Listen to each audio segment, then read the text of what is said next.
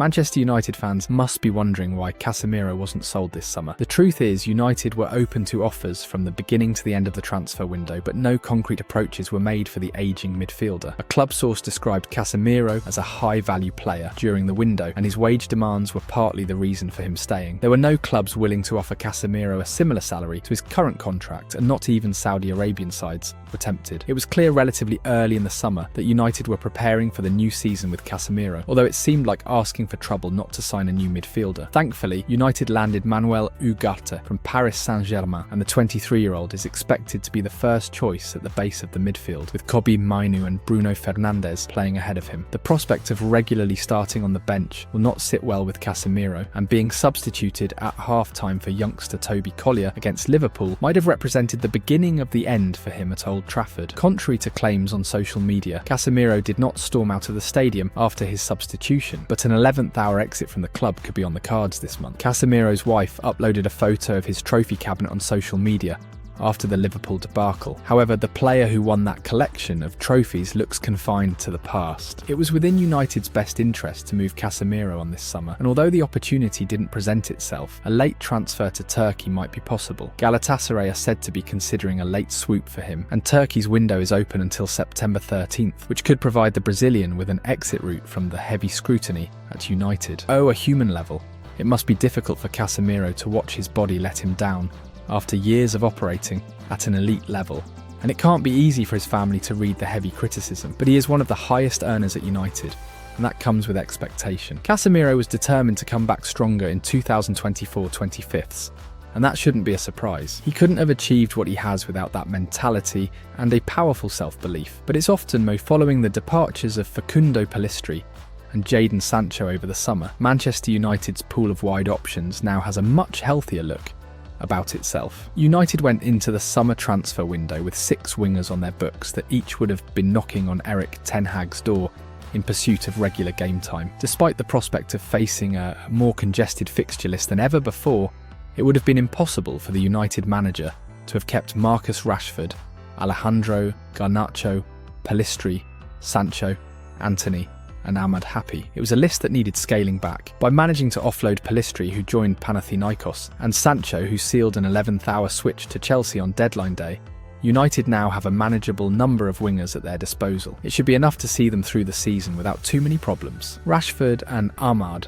started each of United's opening 3 games, occupying the left and right wing slots respectively, before Garnacho made his first start of the season against Liverpool at Old Trafford last Sunday, coming into the team at Ahmad's expense. Antony, however, has not had so much as a look-in thus far, being restricted to just 1 minute of football. You have to go back to the 4-0 defeat to Crystal Palace on May 6th for the last time he started. Including pre-season friendlies, he has now been left out of Ten Hag's last 13 starting lineups. When you consider it was Ten Hag who championed for Antony's move to Old Trafford from Ajax throughout the 2022 summer transfer window, the former's decision to consistently overlook him in recent months suggests he is starting to accept he got it wrong. In 83 competitive appearances for United, Antony, who made 3 substitute appearances during the pre-season tour of the United States, has scored 11 goals and registered 5 assists. He tallied 11 of those 16 direct goal contributions in his maiden season at the club. The fact of the matter is simple. Antony has not performed well enough or consistently enough to warrant a place in the K1. Garnacho has developed at a rate of knots over the past 18 months, and Ahmad has finally been given the chance he deserved.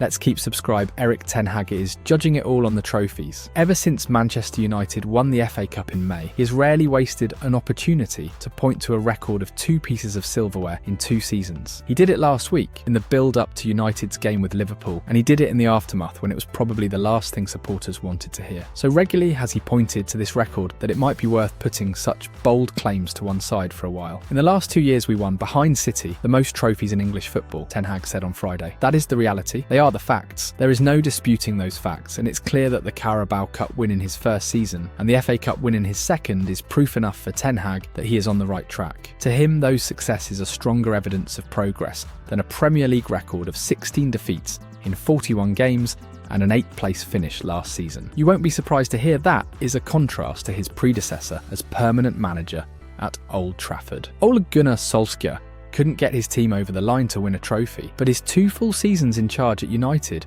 produced league finishes of 3rd and 2nd. Sometimes the trophy can hide other things that are happening at the club. It's in the league positions that you see whether you're progressing, Solskjaer said in March 2021. It's not like a trophy will say that we're back. It's the gradual progression and the consistency of being top of the league, in and around there, and the odd trophies. Sometimes the cup competition can hide the fact you're still struggling a bit. Perhaps those comments aren't surprising from a manager who took United to 8 quarter-finals. Solskjaer's side lost 4 semi-finals and the Europa League final. No wonder he thought trophies weren't a true gauge of progress. But it's also true that Ten Hag will keep on pointing to his track record of trophy success to try and deflect criticism of United's dismal league form. He ended the club's 6-year trophy drought, and the FA Cup final win against Manchester City was an unforgettable day for supporters. The Premier League record of the two is instructive. Ten Hag has won 42 of his 79 league games, averaging 1.74 points per game. Solskjaer won 56 of his 109 games at an average of 1.80 points per game. Given the criticism that came the way of the Norwegian towards the end of his reign, it's pretty clear silverware is proving a useful barrier for Ten Hag right now. Reflecting in the glow of those 2 domestic cups will only suffice for so long, however. Ten Hag has talked grandly of United's ambitions and his plans for the club, but fundamentally Solskjaer is right. It is in the league where your progress will be judged. United have bolder aims than winning the odd domestic cup. They expect to be challenging for the title, and at a minimum, they want to be in the Champions League. Given the financial picture and the tightening of spending rules, they arguably need to be in the Champions League. Pointing to a couple of cup final victories isn't enough for Ten Hag. Those were wonderful days for the club, occasions that linger in the memories of supporters. But when United are back to getting ripped apart by more coherent and more tactically astute teams in the league, those days are essentially irrelevant. This isn't supposed to be a cup team. A £600 million spending spree across 3 summer windows should have produced a team worthy of getting in the top 4. Not one that can only thrive in knockout football and one-off occasions. Solskjaer's bigger picture comments might be correct, but it's also true that his inability to get United over the line from some very promising positions in cup competitions reflected a feeling that he just wasn't quite of the level needed to take United forward. Conversely, Ten Hag's proven ability to win trophies doesn't guarantee him another season of underperformance. On Sunday, he claimed he was confident that United would have a big chance to lift another trophy. That's clearly a possibility, but unless he can produce a more consistent league campaign, it won't save him.